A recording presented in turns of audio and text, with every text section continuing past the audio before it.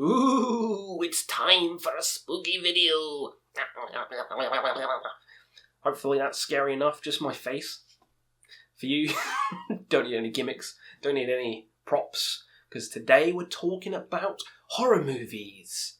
And the albums that would coincide with a certain horror movie, the albums that would be horror movies that would be albums. You get the gist. You know, you read the title, you know what it is. This was actually suggested by Jamie Horsley, Discovery Metal Legion himself. Hello. On Discord. He wants me to do this because it'll be fun. And I thought, you know what? Do it for Halloween. Do it for Halloween. And here we are. Now, there's a lot of obvious picks we could do. But I went for a bit... Well, one of them's pretty obvious, but I went for kind of less obvious ones. There is one that could be funny, like Fintroll, the band Fintroll, all about trolls. You know, I could be for Troll 2, or the movie Troll, but that's kind of just on the nose, so yeah, let's go for a bit different ones. But yeah, let me know down below in the comments, albums that would fit a certain horror movie, franchise, or movie itself, and let's get stuck in with mine. Hopefully you got your pumpkin spice latte ready, because you'll fucking need it. The Descent. The Descent is such a great horror movie, very claustrophobic, just swimming in filth at the bottom of a cave. You can't get out. There's no light. The only light is like the camera showing what's in the darkness, and you got weird, blind, cannibal-like alien creature things in the caves that are coming to eat you. It's so good. Such a good movie. It's one of the best movies in horror. And just being in a cave, claustrophobic, is scary enough. Add fucking flesh-eating monsters into it, even scarier. But yeah, really scary movie. And the album I would coincide with that is Ad Nauseum's, this is hard to say, Imperative Imperceptible Impulse. There you go. The album cover already looks like a weird cave system that you get lost in. And the music itself is so dense and so rich, and it feels like you're in a cave. It fits the mood so well. It's dark, it's deep, it's dense, it's crazy, chaotic, and it feels like you're getting suffocated. You're getting suffocated by the fucking music. And that's how good the film is as well. So I think it's a perfect mix. You've got claustrophobic music with a claustrophobic movie. Bing, bang, boom. Perfect fit. My boys, perfect fit. So Ad Nauseum, with The Descent. Yeah, try it together. Put it on mute, listen to that. In the cave scenes, you'll be shitting bricks. You'll be hiding under the covers all night long. Next up, the Saw franchise. Saw! I could be stupid and be like, Saw is the law, like Whitechapel, whatever. Something with Saw in the name, but I'm not going to. I'm going to say Anal Nafrak's Passion, but Saw. Now let's first talk about Saw itself. You got Jigsaw, he's making these, mechanical traps, reverse bear traps, and like people hanging over saws, and like the new one, she's got like this chainsaw-like thing that just cuts a fucking head off. It's great. It's gory good time. I love it. Pendulums cutting people's guts out. Whatever he can think, he makes it. It's ridiculous. I love it. Gore porn. It's great. Questy, seal of approval. Now, and the way Anal Nafrak's Passion sounds is also very industrial. It has that industrial edge to it. Very mechanical, industrial, kind of like the traps that Jigsaw uses. And fucking look at the album cover. There's someone being hung upside down with a saw cutting him in half. And that's not the reason. It's just a very good coincidence. But aside from the industrial sound of the music, it's very hellish. It's very tortured.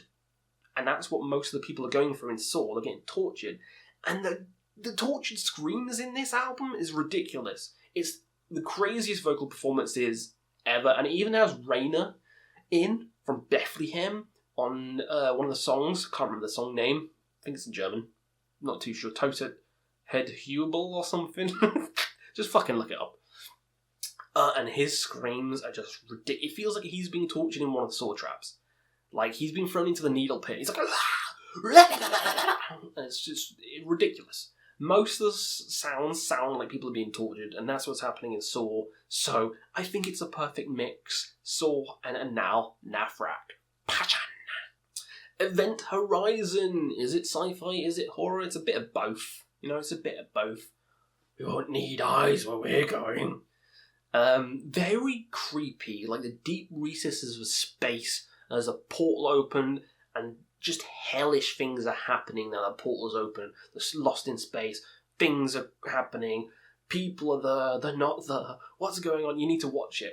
It's crazy. It's crazy. You know what I'm going to pick for this? Dark Space. Pick any of the Dark Space. I'll pick one.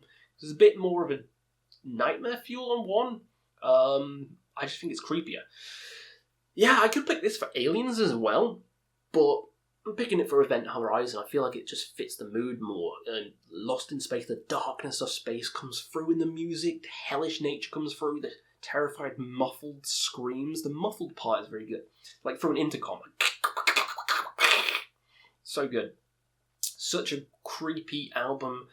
Unsettling, eerie, and I love it. And it fits the mood of Event Horizon so well. I could pick something like the Great Old Ones as well, because there's more eldritch demons going on in there, which is kind of happening, kind of. But yeah, Event Horizon, Dark Space, match made in heaven or hell. Bram Stoker's Stroker? he's a naughty boy, that Bram, stroking everyone. I can't talk. Bam Margera's Dracula. There you go. Bam Margera's Dracula. It's classic. Keanu's in it. Which means it's a classic, Gary Oldman. There's been so many Draculas, so I could pick anyone here, because this is mainly about vampires. But, Bram Stoker's Dracula is the classic.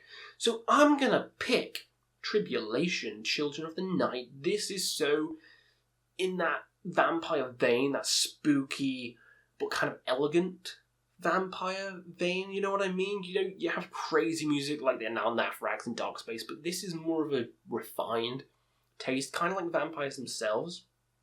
Upper class, if you know what I mean, and it has an upper class feeling to the music, but it's still very spooky, very bats, very just, you're in a bowl with a goblet of blood, dancing to some of the organs playing. Someone's playing the organ in the background. It feels like that kind of music. I could have a Ghost debut here as well. It has a similar spooky vibe. I'm going with Tribulation because I feel it's more authentic and more unsettling in general, and that's the kind of music I feel like would play when vampires are around. But if it's actual vampires, they'd be playing classical music because they've been around since the classical times anyway, and that's what they grew up with. They think everything after the classical era is shit. All the albums you love, shit. Everything you ever loved, shit. So, yeah, Tribulation, Children of the Night, spooky, wooky. Nightmare on Elm Street, gonna go into your dreams now. 1, 2, Freddy's coming on you. 3, 4, open the back door. Right, Nightmare on Elm Street, you know him, Freddy, goes in your dreams, kills you, and then you die in real life. Ooh. It's a bit silly, a bit campy, a bit fun. But if we're going to go for like absolute nightmare fuel, because he gives you nightmares and kills you in them, I'm going to go with a Kills Melody, because that is such a just feverish nightmare fuel album that I feel like Freddy could come when that's playing and just slice me open, blood fountains into the ceiling like Johnny Depp dies in the first movie. That is pure nightmare fuel. I can't think of a better Nightmare Fuel album than Achilles. Like, you could pick both albums, but Melanie is my favourite. I feel it's a bit scarier. And it's probably the scariest album of all time. Could say Blue House Nord's Disharmonium, or, Undreamable Abysses, or whatever the fuck it's called. Yeah, that's pretty fucking scary, but that's more Eldritch scary. This is more just Nightmare Fuel scary, so I feel like it fits with Nightmare on Elm Street a little bit more. Nightmare and Nightmare. Bing, bang, boom. Last but not least, the Scream franchise. This one's going to be very on the nose. Very on the nose. The Scream franchise, the Silver Scream by Ice Nine Kills. Yes, it has Scream in the name. There's songs about Scream and about other horror movie characters. Come on. The Scream franchise is kind of like a pop culture reference about most horror movies anyway. They're always talking about their favourite horror movies, what's your favourite scary movie? Kind of like that.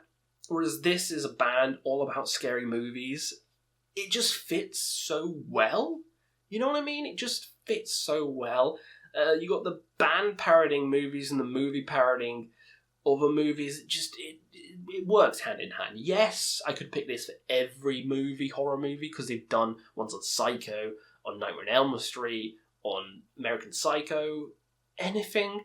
But the whole franchise of it just works better with Ice Nine Kills. Like, Scream works better with Ice Nine Kills because it's just meta, and so's Ice Nine Kills. So there you go, another match made in heaven. And those are some of the horror movies that would fit certain bands. Let me know your own picks down below. I've missed out loads. Friday the 13th, Chucky, Hellraiser. So let me know ones down below that you would pick horror movies to match with albums. Let me know down below, and we'll see you again on another question.